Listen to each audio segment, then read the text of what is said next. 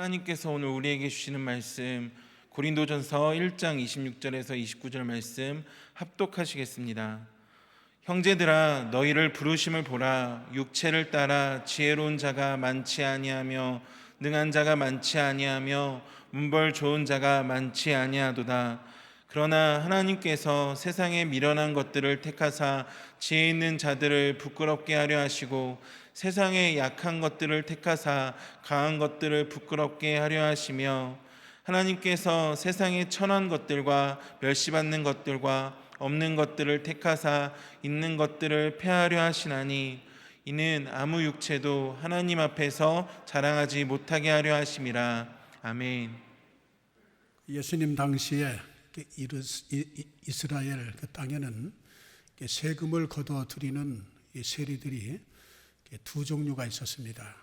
한 종류는 갑바이라고 하는 그런 세리인데 재산세 그리고 일반세를 징수하는 세리들입니다.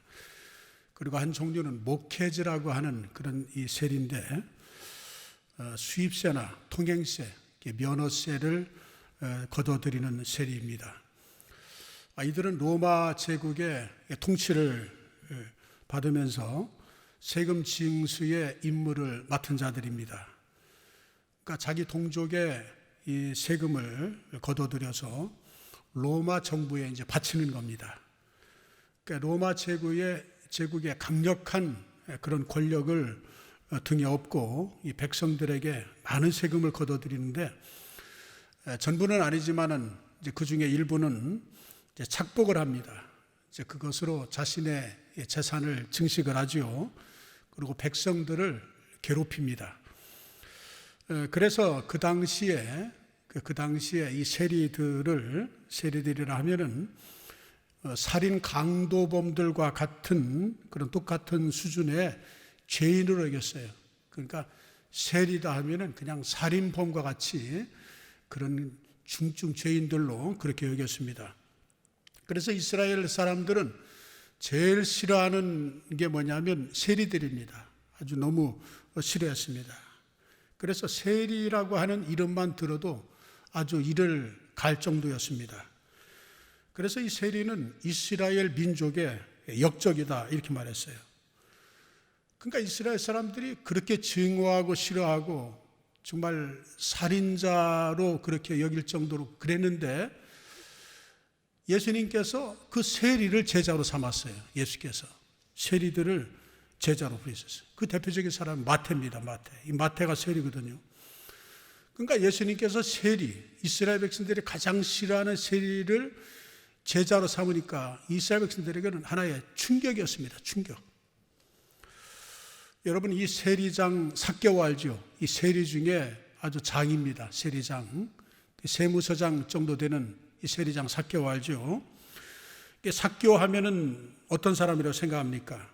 그러니까 세리들은 사람들로부터 얼마나 그 당시에 욕을 많이 먹으며 살았겠습니까?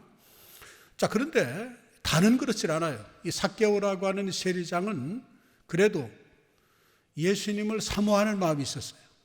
예수님을 사랑하고 사모하는 그 마음이 있었습니다. 그래서 그는 예수님을 만나고 싶은 나머지 예수님 만나고 싶어서 이 돌 무화과 나무에 올라가서 예수님을 기다립니다. 그 예수님을 기다리는데 예수님이 삭개오하고 눈이 부딪힙니다. 그 예수께서 삭개오야 내려오라. 오늘 밤에 내가 내 집에 위하여야겠다. 사모하는 마음을 가지고 정말 그 열심으로 그 나무에까지 올라가서 주님 만나고자 하는 그런 마음을 가졌는데 어쨌든 그것이 통했어요. 주님께서 세리 삭개오에게 말씀하셔서 그 집에 가겠다 이렇게 말씀했어요. 여러분들이 그런 사모하는 마음, 그런 중심으로 주님을 찾으시길 바랍니다. 저를 찬양하면서도 정말 이런 팬데믹 시대에 예배할 수 있음에 감사하고 이렇게 하나님을 찬양할 수 있는 게 얼마나 감사한지 우리 정말 하나님께 너무 감사하니까 감사의 박수 한번 영광의 박수를 칩시다. 얼마나 감사합니까? 중국 땅에서 태어났든지 북한에서 태어났다고 생각해 보세요. 생각만 해도 끔찍합니다. 그 사모하는 마음이 있으니까 예수님께서 이제 삭개오에게 이제 내 집에 가겠다. 그래서 이제 삭개오하고 예수님하고 이제 삭개오 집에서 만나게 됩니다. 누가복음 19장 8절의 말씀 보면 삭개오가 이렇게 말합니다. 같이 읽어볼까요? 삭개오가 서서 주께 여짜오되 주여 보시옵소서 내 소유의 절반을 가난한 자들에게 주겠사오며 만일 누구의 것을 속여 빼앗은 일이 있으면 네 갑절이나 갚겠나이다. 저는 이 말씀을 그 전에 읽을 때는 조금 내가 오해를 했었어요. 삭개오는 나쁜 사람이고 4배로 갚겠다고 했으니까 좀 토색한 일, 불의한 일이 좀 있었는가 보다 그렇게 했는데 좀 더 이렇게 주의 깊게 읽어보니까 그게 아니더라고요. 그러니까 만일 자신이 나쁜 짓을 했다면 그렇게 말하지 않았을 것입니다. 그러나 남들은 자기에게 욕하지만 이 삭개오는 어떻게 해서든지 진실하게 살아보려고 하는 그 마음이 삭개오의 마음속에는 있었던 것입니다. 사람들은 세리가 가장 비천하고 가장 못된 직업이라고 생각했습니다. 그런데 주님은 그 사람들을 제자로 삼았다는 것입니다. 우리 성경에 보면은요, 훌륭한 사람들이 있어요. 구약에도 모세 같은 사람이 훌륭한 사람이죠. 그리고 사도 바울 같은 사람도 가말리엘 문화에서 수학을 한 사람이기 때문에 최고의 학문을 터득한 사람 아니겠습니까? 그러니까 사람들에게 존경받는 사람, 그 사람이 바로 사울이었고 그리고 구약의 모세였단 말이죠. 그런데 하나님이 쓰실 때는 그 시대에 부를 때는 최고의 학문을 통달해야 되고 존경받을 만한 사람만 부르신 것이 아니라는 것입니다. 하나님은 아주 부족한 사람들, 세상에서 가장 천한 사람들을 부르시고 귀하게 쓰셨습니다. 바울은 이렇게 말합니다. 오늘 본문 말씀 같이 읽어볼까요? 자, 같이 읽겠습니다.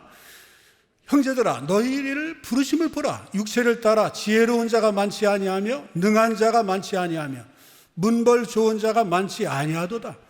그러나 하나님께서 세상에 미련한 것들을 택하사 지혜 있는 자들을 부끄럽게 하시려고 세상에 약한 것들을 택하사 강한 것들을 부끄럽게 하려 하시며 하나님께서 세상에 선한 것들과 멸시받는 것들과 없는 것들을 택하사 있는 것들을 폐하려 하시나니 이는 아무 육체도 하나님 앞에서 자랑하지 못하려게 함이라. 이게 문벌 좋은 자가 많지 않다, 능한 자가 많지 않다. 그러니까 문벌 좋은 자도 있고 그리고 능한 자도 있었지요. 그렇지만 많지는 않았습니다. 대다수 좀 천한 그런 사람 아니겠습니까?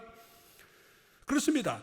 우리같이 자격 없는 자들을 하나님이 부르셔서 전적인 하나님의 그 공의와 그 하나님의 그 의로 새롭게 하시고 하나님이 영광 받아 주시는 것입니다. 여러분, 하나님께서 사마리아의 수가성의 사람들을 구원하실 때 여러분 그 당시 수가성에 유명한 사람이 얼마나 많았겠습니까? 존경받는 사람이 많았을 것입니다. 그런데 하나님께서 수가성을 구원하실 때 존경받는 사람, 유명한 사람을 선택하지 아니하고 사마리아 여인을 주님께서 택하셔서 사용하셨습니다.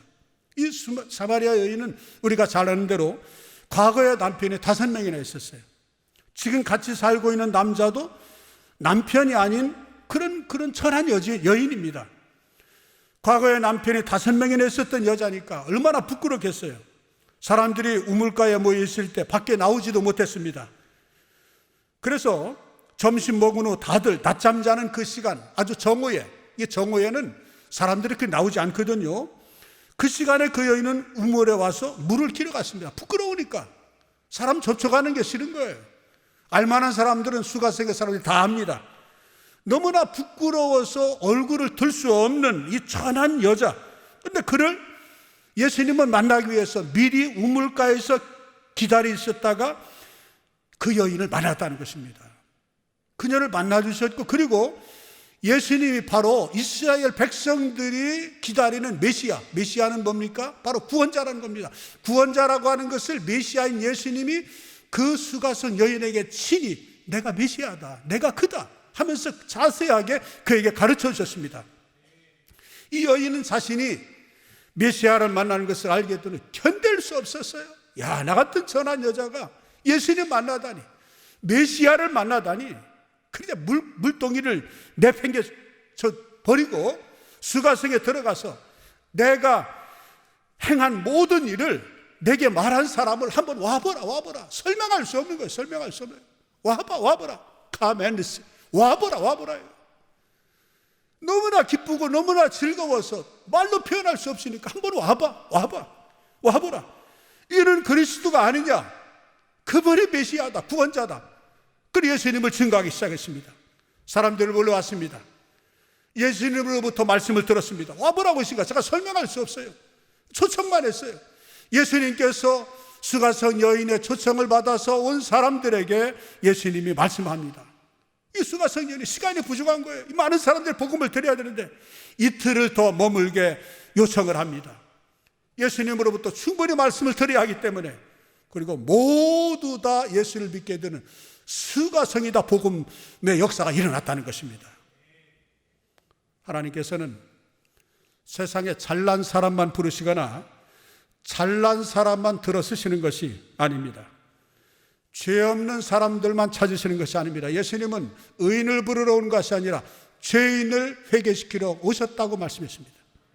하나님께서는 아무도 자신에 대해서 자랑하지 못하도록 약한 자, 멸시받는 사람, 천한 자들, 없는 사람, 학벌이 없고 그런 사람도 하나님이 들어서 쓰시고 그런 사람을 찾으셔서 사람 만들어서 능력을 주셔서 지혜도 주셔서 은혜도 주셔서 부족한 것을 채우셔서 주님의 능력으로 일방적으로 주님이 감당하게 하시는 것입니다. 살아가지 못하도록. 어차피 주님이 모든 것을 다 하시기 때문입니다. 마태도 예수님 부름받고 가족들과 의논하지 않았습니다. 무조건 순종해서 모든 것을 버리고 예수님을 따르기 시작했습니다. 비록 사람들로부터 욕을 듣는 그런 직업을 가지고 있었지만은, 그래도 마태라고 하는 이 세리가 사람들로부터 비난을 받고 증오의 대상이었지만은 얼마나 잘 살 수 있지 않겠습니까? 월급도 많고 수입도 많았을 것입니다. 그런데 아무런 대책도 없이 무조건 모든 것을 다 버리고 세리 직업을 다 버리고 그리고 주님의 제자가 되었던 겁니다. 베드로도 마찬가지입니다. 요한도 마찬가지입니다. 야고보도 마찬가지입니다. 그들은 나오보였어요. 바닷가에서 고기 잡는 일입니다. 실력이 없어도, 배운 지식이 없어도 됩니다. 그냥 고기 잡는 그런 일입니다. 그러나 주님의 부르심을 받을 때 배도 그물도 부모도 다 버리고 무조건 주님을 따라갔던 것입니다. 마태, 베드로, 야고보, 요한, 비천한 사람들이었지만은 이들이 예수님의 제자로 택함받을 수 있는 그 비결이 하나 있습니다. 이들에게 한 가지 공통점이 있습니다. 세리들이라든지 고기잡이 어부들이라든지 공통점이 하나 있어요. 그것은 뭡니까? 주님 부르셨을 때 아무것도 생각할 필요도 없이 그냥 좌고우면하지 아니하고 사람들과 의논하지도 아니하고 무조건 순종했습니다. 물어보지도 않았어요. 주님 따르면 뭐가 생깁니까? 우리 저 자식 어떻게 주께서 뭐 책임져 주시겠습니까? 묻지 않았어요. 여러분, 믿음의 조상 아브라함도 마찬가지입니다. 하나님 부르셨을 때 갈 바를 알지 못했어요. 목적지도 말씀하지 않았어요. 지시한 것이 없어요. 그런데 무조건 순종했다는 것입니다. 이것이 바로 주님으로부터 택함받고 쓰임받은 비결입니다. 그들은 주님이 나를 따라오랴 말씀하실 때 예라고 대답하고 즉시 주님을 따랐던 것입니다. 아브라함을 비롯해서 구약시대나 신약시대나 지금 이 시대도 마찬가지입니다. 하나님이 어떤 사람을 쓰실까요? 하나님은 어떤 사람을 쓰실까요? 뛰어난 사람일까요? 잘난 사람일까요? 똑똑한 사람일까요? 출세한 사람일까요? 하나님 그런 사람 쓰지 않습니다. 하나님이 쓰시는 사람, 순종의 사람을 들어 쓰십니다. 그리고 순종의 사람을 하나님은 기뻐하십니다. 하나님이 가장 기뻐하는 사람은 순종의 사람이에요. 모든 것을 갖춰 있고 출중하다 할지라도 순종하지 않은 사람은 아무 소용이 없습니다. 쓸 데가 없어요. 그래서 사무엘상 15장에도 순종이 제사보다 낫고 하나님 말씀을 듣는 것이 순양을 드리는 것보다 낫다고 그랬어요. 순종입니다. 순종. 예수님께서 우리에게 향하신, 우리에게 말씀하는 중요한 말씀이 하나 있습니다. 중요한 말씀. 이게 뭔지 아십니까? 바로 순종입니다. 여러분, 우리에게 믿음이 있다면 반드시 믿음의 증거가 나타납니다. 정말 예수님을 믿는 사람이라면 우리에게 예수님을 사랑하는 믿음이 있고, 정말 주님을 사랑하는 사람이라면 그 증거가 나타나는데 그것이 바로 순종입니다. 요한복음 14장 21절에 보면은 나의 계명을 지키는 자라야 나를 사랑하는 자니 나를 사랑하는 자는 내 아버지께 사랑을 받을 것이요 나도 그를 사랑하여 그에게 나를 나타내리라. 우리에게 정말 믿음이 있다면 그 믿음만큼 주님을 사랑합니다.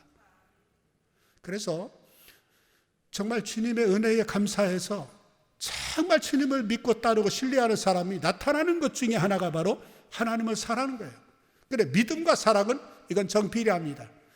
믿음이 굉장히 좋은데 저 사람은 하나님을 사랑하지 않아. 그것은 그 믿음은 가짜입니다. 근데 저 사람은 믿음이 없는 것 같은데 정말 주님을 뜨겁게 사랑해. 목숨을 다해서 모든 것을 다 드리면서 사랑해. 그 사람 믿음이 없는 것 같아도 그 사람 믿음은 최고입니다. 그래, 주님 사랑과 믿음은 정비례합니다. 그래서 믿음이 좋다 이 말은 주님을 사랑하는 사랑이 깊다 이 말입니다. 주님의 계명과 주님 말씀에 순종하는 것으로 하나님에 대한 사랑이 분명히 나타납니다. 그러므로 주님의 계명을 지키는 사람은 진짜 주님을 사랑하는 사람입니다. 그런 사람은 하나님도 사랑하고 하나님도 그런 사람을 사랑하셔서 그에게 모든 것을 나타내 주시겠다 이렇게 말씀하십니다. 그렇습니다. 하나님은 순종의 사람에게 복을 주십니다. 순종하여 하나님을 사랑하는 그런 사람에게 복을 주십니다. 순종만큼 하나님을 사랑하기 때문입니다. 하나님을 사랑하는 마음으로 하나님의 말씀대로 하나님의 뜻대로 순종하는 사람에게 여러분 하나님은 어떤 복도 아끼지 않습니다. 여러분도 마찬가지잖아요. 정말 여러분들을 사랑하고 위해주는 사람에게 관심이 가지, 나를 사랑하지 않고 나를 위해주지 아니하는 사람에게 여러분 관심이 갑니까? 사람도 그런데 하나님도 마찬가지예요. 그래서 하나님은 하나님의 뜻대로 살며 하나님 말씀에 순종하고 하나님을 정말 사랑하는 사람에게 하나님 복을 주시는데, 그 하나님 말씀에 순종하고 하나님을 사랑하는 자에게 주시는 그 복이 제일 많이 나온 말씀이 바로 신명 28장인데, 성읍에 가서도 복을 받고 들에 가서도 복을 받고 들어가도 복을 받고 나가도 복을 받고 자녀들이 복을 받고 떡반죽 그릇에까지 복을 받고 그가 기르는 그 짐승들까지 복을 하나님이 주신다고 말씀했어요. 놀라운 것 아니겠어요? 그러니까 그 사람이 사는 하늘이 복을 받아서 기후가 좋아지고, 그 사람이 사는 땅이 복을 받아서 농사가 잘 되고, 그냥 모든 복이 따라온다는 것입니다.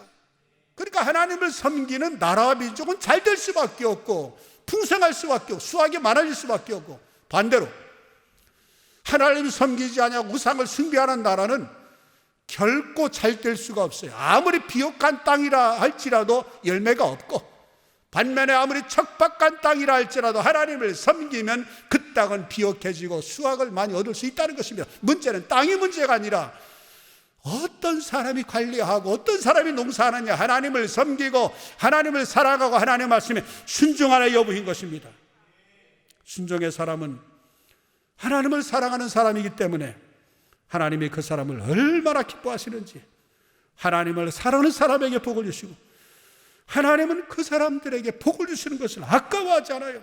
모든 복을 부어주시는 거예요. 여러분, 이게 제 얘기가 아니에요. 여러분, 잠언 8장 17절과 21절 말씀 한번 같이 읽어볼까요? 나를 사랑하는 자들이 나의 사랑을 입는다.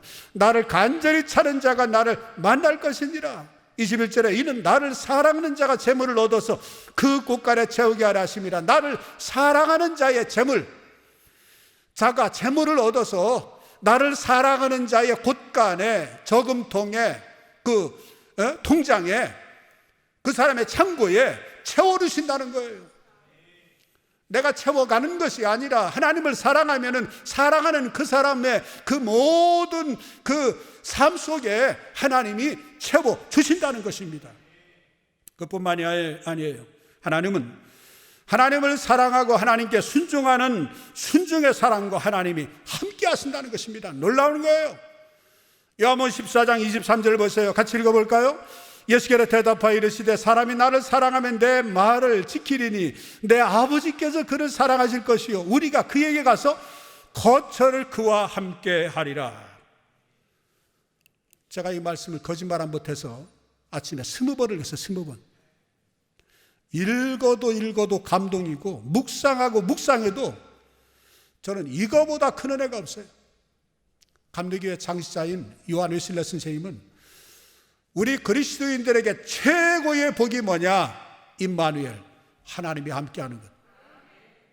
그도 그럴 것이 천지를 창조하신 인생의 생사복을 수행한 하나님이 그의 사업장과 그의 모든 언행 심사와 그의 가정과 그의 생각에 그의 심령이 함께 하시면 그 사람이 못할 게 뭐가 있겠어요?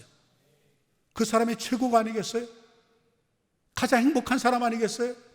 모든 것을 가졌다 할지라도 그리스도가 없으면 그 사람은 아무것도 아니고 아무것도 없어도 그리스도만 있다면 최고의 복 아니겠어요?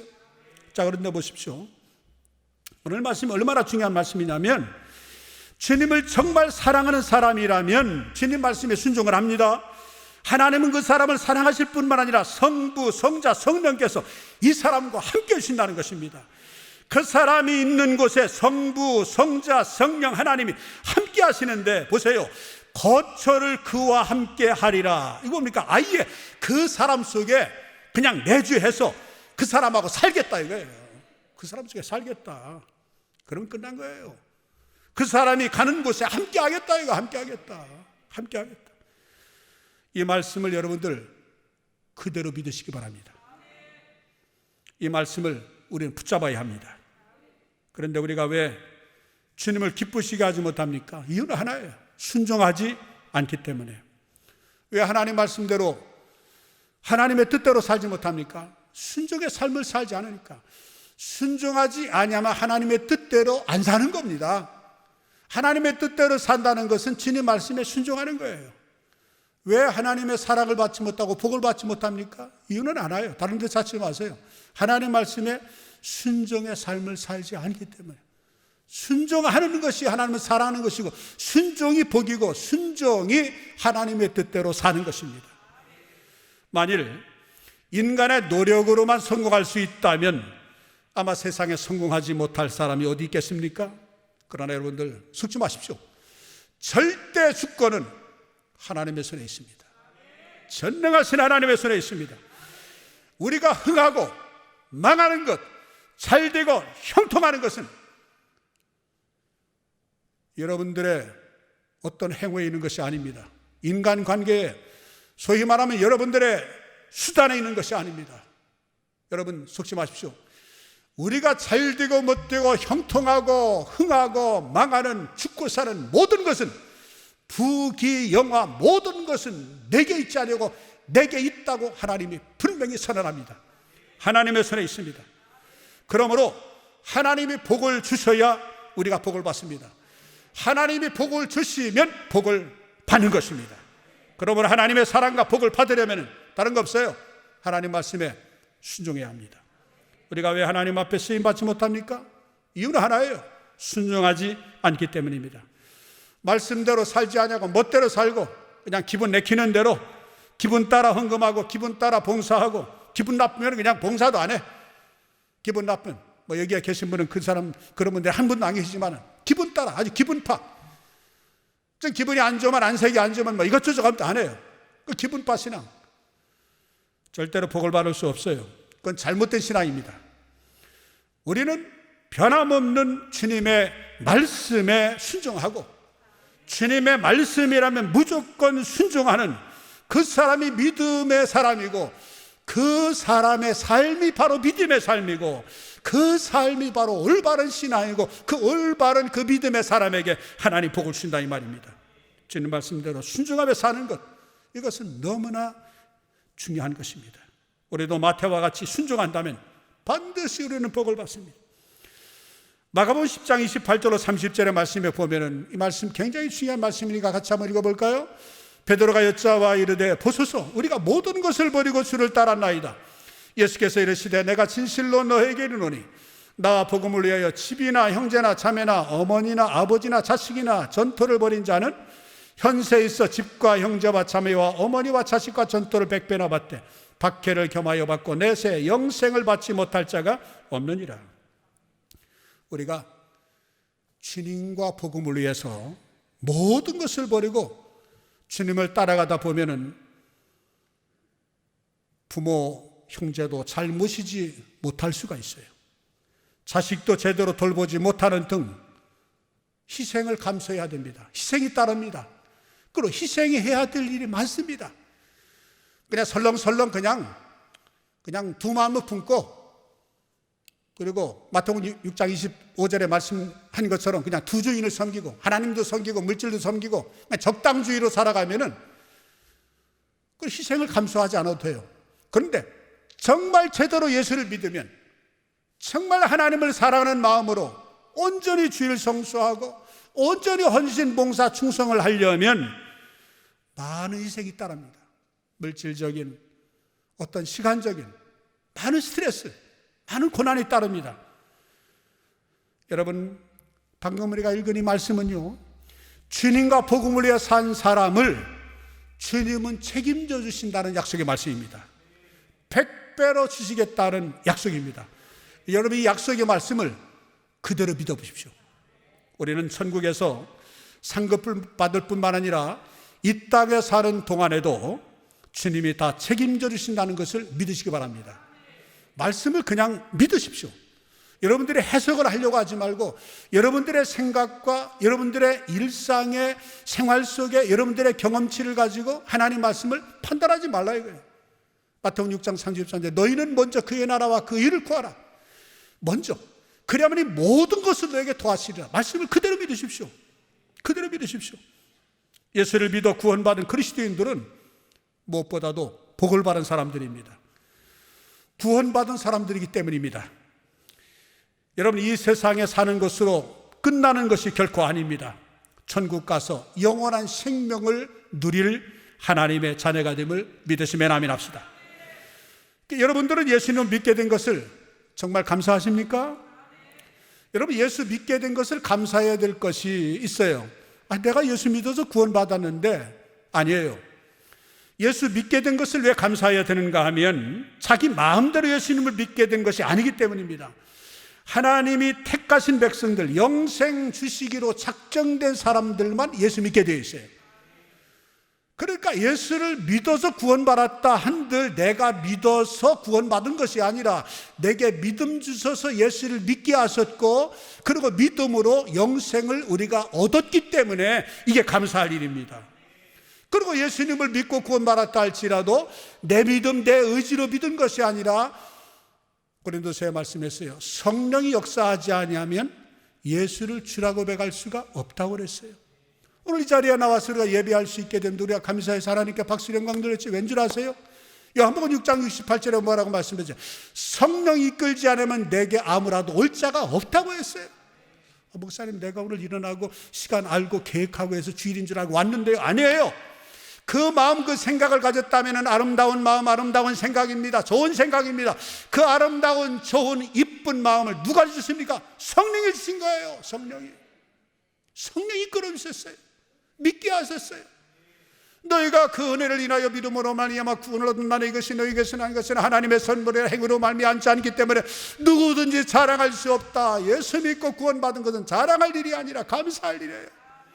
날 택하시고 나를 부르시고 예수 믿게 하시고 오늘 또 주일을 기억하여 주님 앞에 나오게 되고 예배하게 되니 얼마나 감사해요. 우리 현대인들의 가장 무서운 병이 무슨 병인지 압니까? 치매라는 겁니다. 치매. 기억력을 잃어버려요. 오늘 주일인지도 모르고. 여러분, 그렇다고 생각해 보세요. 치매 걸렸으면 오늘 나올 수도 없어요. 오늘을 기억하고 주일을 기억하여 주 앞에 나올 수도. 이 사소한 것 같지만은 이 모든 것이 하나님의 은혜 아니고 무엇이겠습니까?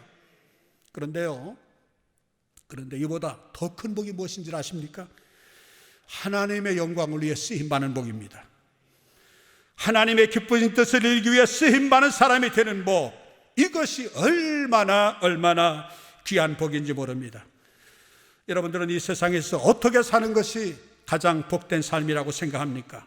솔로몬처럼 출세하고 왕이 되고 부자가 되고 자기가 아픈 대로 다 하고 싶은 대로 다 부경화를 누렸던 그런 솔로몬을 복을 받았다고 말할 수 있습니까? 거지 나사로와 부자 이야기 잘 알지요. 거기에 나오는 거지 나사로처럼 사는 것이 복 받았다고 말할 수 있겠습니까? 물론 부자보다 낫지요. 예수 믿었으니까. 부자처럼 사는 것을 복이라고 생각합니까? 아니요. 이 세상에서 가장 복된 사람은 뭐냐? 다윗처럼 하나님의 마음에 합한 사람이 되는 것.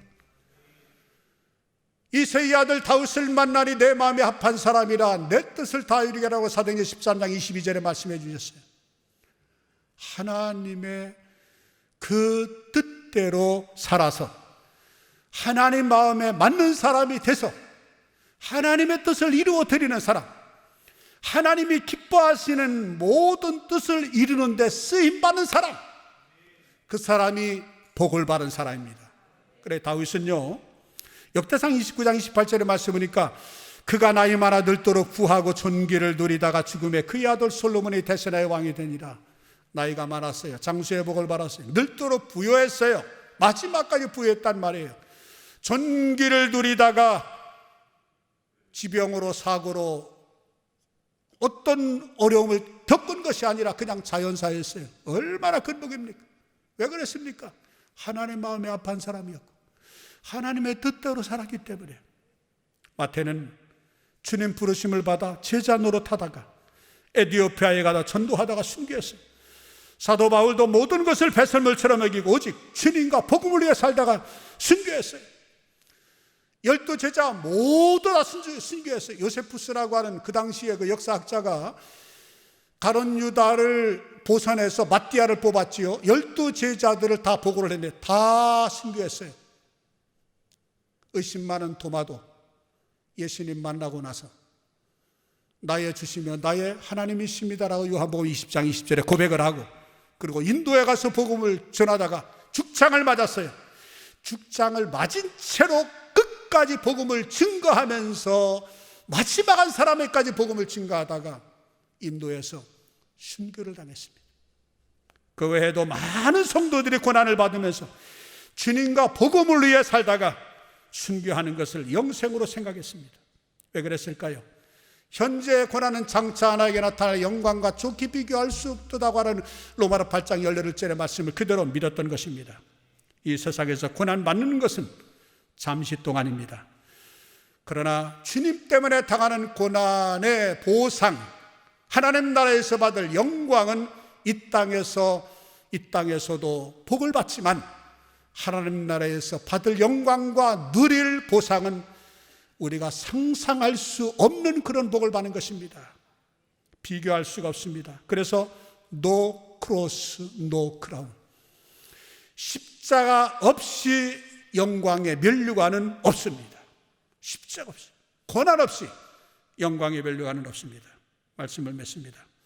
장차 우리가 주님 앞에 설 때 어떤 사람이 가장 빛나는 면류관을 쓰고 가장 큰 영광을 받게 될까요? 하나님이 기뻐하시는 뜻을 이루다가 주님 앞에 간 사람입니다. 하나님이 창세전에 택하신 하나님 백성들에게 복음을 전해서 예수님을 믿어 구원받게 하는 일을 하다가 주님 앞에 간 사람이 가장 영광스러운 면류관을 쓰고 복을 받으며 살게 될 줄 믿습니다.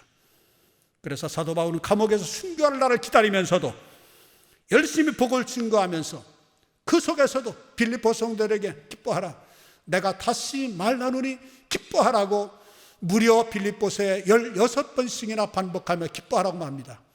기뻐할 일이 있어서 기뻐하라고 했을까요? 아니요. 인간적으로 기뻐할 일이 아무것도 없지만 주님 안에 있고 구원받아 하나님의 자녀가 됐고, 복음을 증거하다가 비록 감옥에 갇혔지만은 감옥에 들어오기 전에 복음을 증거하는 사람들이 복음을 듣고 예수를 믿고 구원받아 하나님의 자녀가 되고, 그들이 막 복음을 증거하면서 어려움을 당하고 고초를 겪는 그것을 생각하니까, 하늘의 상급을 받을 것을 생각하니까 너무너무 기뻐서 빌립보 교회 성도들에게, 그들에게 힘을 주시기 위해서 편지를 씁니다. 빌레몬에게 편지를 씁니다. 에베소 교회에도 편지를 씁니다. 골로새 교인들에게도 편지를 씁니다. 그래서 마지막에 유언을 남기면서 디모데후서 4장 7절과 8절에서 마지막에 이런 고백을 합니다. 저는 이 고백이 이 바울의 고백이, 이유헌과 같은 이 고백이 오늘 감사가 넘치는 교회, 오늘 영상예배에 참여하는 우리 모두의 고백이 되고 우리의 도전이 되길 바랍니다. 전제와 같이 내가 벌써 부어지고 나의 떠날 기약이, 시간이 가까웠도다. 나는 선한 싸움을 싸우고 선한 싸움을 싸웠습니다. 사탄 마귀와 싸웠습니다. 죄악과 싸웠습니다. 나의 달려갈 길을 마쳤습니다. 중대 포기하지 않았습니다. 믿음을 지켰습니다. 이제부로는 나를 위하여 의의 면류관이 예비되었다. 죽어도 이루신 재판장이 그날에 내게 주실 것이며 내게만 아니라 주의 나타나심을 사모하는 모든 자, 감사가 넘치는 게 이 자리에 참여하시는, 오늘 영상예배에 참여하는, 오늘 병상에서도 예배하는 분들이 계십니다. 여러분 모두가 되길 바랍니다. 자격 없는 나를 택해 주신 주님께 감사하고 순종하며 남은 평생을 하나님의 의와 영광을 위해 멋지게, 귀하게, 아름답게 한 번 사는 생 큰 족적을 남길 수 있는 저와 여러분들이 되기를 주의 이름으로 축원합니다. 기도하겠습니다. 하나님 아버지, 아무 자격 없는 우리를 택해 주시고 구원해 주셔서 감사합니다. 우리를 향해 과분한 사랑을 변함없이 끊임없이 주시니 너무나 감사합니다. 그러나 그 사랑에 비해 주님을 향한 우리의 사랑이 너무나 부족합니다. 우리도 주님을 뜨겁게 사랑하기 원합니다. 날마다 주님의 계명을 지키고 순종하며 주님을 더욱 사랑하게 하옵소서. 하나님이 기뻐하시는 뜻을 위해 살다가 주님 앞에 가는 우리 되게 하옵소서. 이 시간 준비한 예물을 주님께 드립니다. 모든 물질의 주인이 하나님이심을 고백하는 자녀들의 마음을 기쁘게 받아주시고 한없는 주님의 은혜와 복을 더하여 주옵소서. 예수님의 이름으로 축복하며 기도합니다.